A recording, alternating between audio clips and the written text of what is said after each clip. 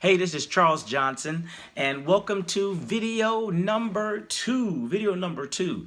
Now, if you're getting, for some reason, you're getting this video first and you hadn't seen video number one, I encourage you to go back to video number one and watch that video and then come to this video.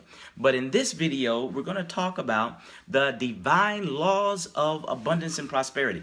I didn't know they existed. I didn't know anything about these laws. There are about 12 or so of these laws, but I didn't know even one. I didn't know they even existed, like I said. So when I discovered these, my eyes opened to exactly how nature and God and the world that we live in, how it actually operates. And it operates according to certain laws. One law you're probably very familiar with is called the law of gravity.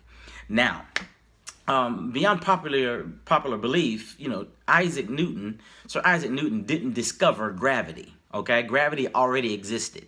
He just named it. Okay, he named it. Now, I said that because you need to understand that these laws are already operating. Okay, they're already existing. So it's not whether or not you believe it or not. You cannot believe gravity all you want to, but go outside on top of your house. And you don't have to do that. Get on the hood, the top of your car, the roof of your car, and jump off and see if you're going to be able to fly, see if you're going to float, okay?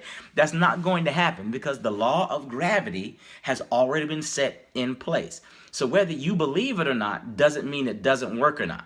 It is an actual law. And the laws, I'm going to tell you, I'm going to give you 3 of these laws. Like I said, there are about 12 or so. We don't have time to go through all 12, but the ones I'm going to give you are actually God-given laws. So your belief in them or not really doesn't make them work or not, but if you are working against them, they will still affect you.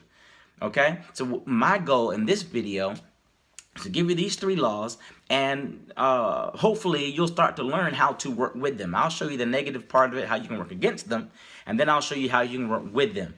Most of us, because I didn't know the law, I was working against it, okay? So now that I do know the law, I'm working with it, and it works out for me. One of those laws is the law of sowing and reaping. Whatsoever a man soweth, he shall also reap, is what the Bible says. All right? So, if that is the case, whatever you are putting into something is exactly what you're going to get back. Okay? So, now, when it comes to nature, we look all over nature. What we see is, if I have an apple seed, I put the apple seed into the ground, and what grows up? An apple tree. Not just one apple. An apple tree. So whatever I put into the ground, I'm going to get that multiplied. Okay? So I put in an apple seed, I get an apple tree with apples and more seeds. All right? So this same law works with everything else in life. If you sow happiness, you will get happiness multiplied. If you sow debt, you will get debt multiplied. If you sow anger, you will get anger multiplied. If you put in money, you will get money multiplied. This is how the law works. So what you have to ask yourself is, what has my harvest been? What have I been getting back? If you've been getting back scarcity, then somewhere along the line, you have sown scarcity. It may have been in your thinking, it may have been in your conversation, it may have been in how you've been programmed to think. If you're getting something, that means you sowed it somewhere else. So, how do I get something different then, Charles? Then I have to start sowing different. I have to change how I think, change how I talk, change how I operate, so I can get something different. The second law is the law of thinking, the law of thinking. Also, the Bible says, whatsoever a man thinketh in his heart, so is he. That means that whatever my thoughts are, they shape my life. My thoughts shape my life. So if my life is not what I want it to be, I have to check my thinking. How do I look at the world? How do I think about abundance, prosperity? How do I think about rich people? What do I think about success? Do I think it's hard? Do I think it's only for a certain group of people? Well, if that's the case, then according to my thoughts is how my life is going to be shaped. Okay? So, first law, law of sowing and reaping. Second law, law of thinking. Third law is the law of polarity. Many people think that if there is poverty somewhere, that means it's everywhere. That's not true. Nature does not work that way. Where you see poverty, there will be the exact equal amount of prosperity somewhere else.